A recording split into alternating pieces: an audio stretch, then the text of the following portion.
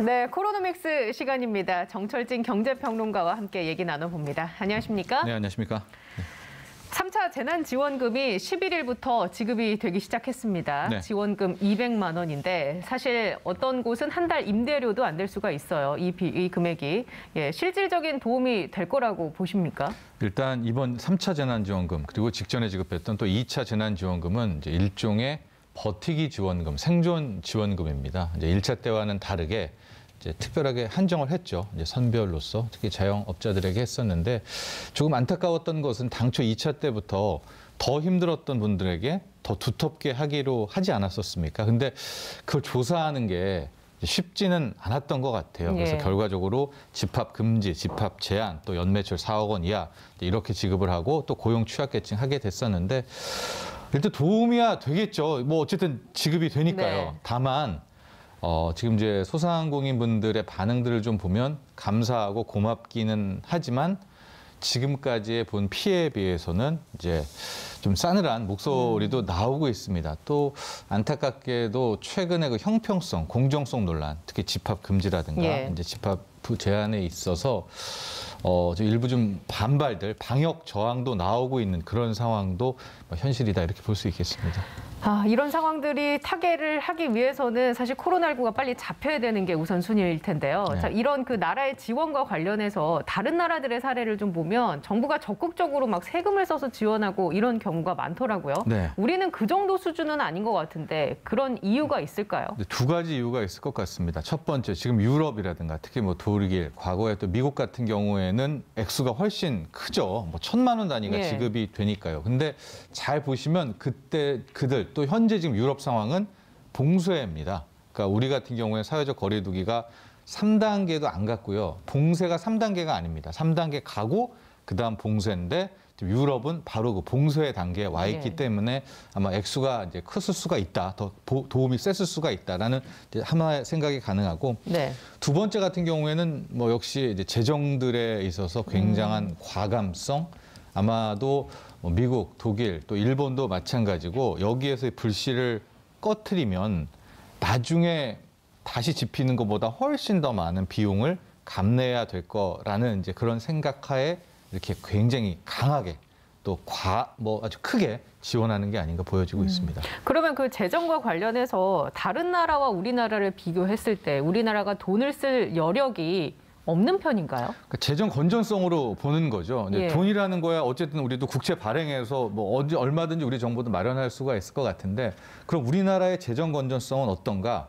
실은 역설적이지만 좋습니다. 그러니까 GDP 대비 이제 국가 부채, 정부 부채 뭐 이런 식으로 평가를 하게 되는데 아마도 선진국 대비해서도 우리나라의 재정 건전성이 굉장히 높고요.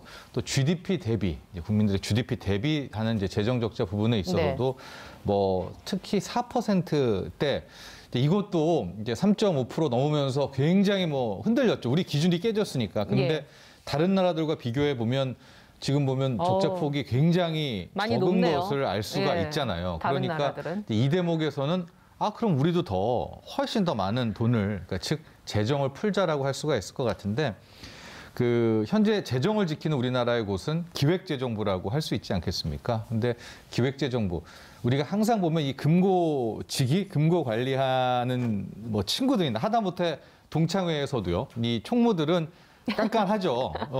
그게 현재 상황도 보지만 미래 부분에 닥칠 위험들에 대해서도 함께 고려를 하고 있는데요.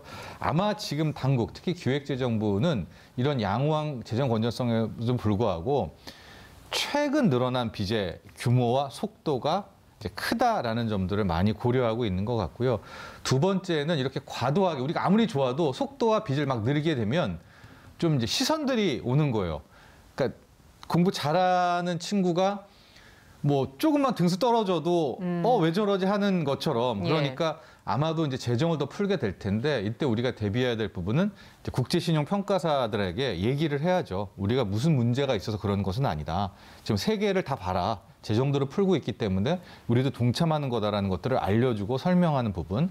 또 외환시장 같은 경우에 그러니까 유로화라든가 엔화라든가 특히 달러화 대비 이제 원화에 대한 뭐 파워 이런 부분들도 있습니다. 그래서 외환시장, 근데 현재까지 너무나 다행히도 원화 강세, 네. 원화 가치가 잘 유지되고 있죠. 외환 보유고도 튼튼하고 그래서 이런 점도 종합적으로 고려해야 되지 않을까 보고는 있는데 아마 지금 기획재정부, 정부 입장에서는 이렇게 건전성이 높은데 왜 안 푸냐라고 하는 그 지적에 최대한 풀고 있다고 아마 할 거예요. 예. 그럼에도 불구하고 또 국민들 목소리는 우리가 일단은 풀자, 이 위기를 넘어가자. 네. 또 이런 모습들이 많이 있는 것 같습니다. 그래서 또 일각에서는 전 국민에게 4차 재난지원금을 지급해야 하는 거 아니냐라는 목소리도 나오고 있거든요. 그런데 이제 홍남기 부총리는 선을 그었고 네. 어떻게 보세요? 장기적인 경제 발전을 위해서는 전 국민에게 지급하는 게 맞다고 보세요? 선별적으로 지급하는 게 맞다고 보세요? 저는 이제 백신 플러스 코로나19의 방역 부분이 달려 있다라고 보여집니다. 그러니까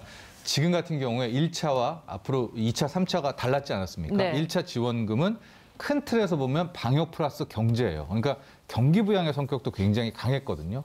그런데 우리가 지금 쉽게 이제 보편과 함께 이 경기 부양 지원금을 선택하지 못하는 것은 했다가 또 방역 무너지면은 이제는 진짜 악순환이 돌아가는 네네. 거 아니겠습니까? 그래서 저는 만에 하나 4차를 할 때 보편으로 특히 액수도 상당히 1차 때보다 높여서 지급할 때는 앞서 우리가 설명을 했던 이 백신과 지금 투트랙 전략? 예. 그러니까 백신을 놓고 큰 틀에서의 집단 면역도 올라오고 확진자 수도 떨어질 때 바로 이 4차 긴급재난지원금을 경기부양 형식으로 전 국민에게 투여를 한다면 이제 재정이라는 게 경기가 떨어질 때보다 약간 올라올 때 딱 탔을 때 이게 네네. 제대로 된 뭐 재정경제학에서는 큰 효과가 있다라고 예. 하거든요. 그래서 만에 하나 이제 4차를 하게 된다라고 한다면 이 부분들 집단 면역과 코로나와 이제는 됐다라고 하는 그 시점에 그때는 저는 굉장히 강력하게 과감하게 풀 필요가 있다. 액수도 이제는 예. 뭐 1차, 2차 비교도 안 될 만큼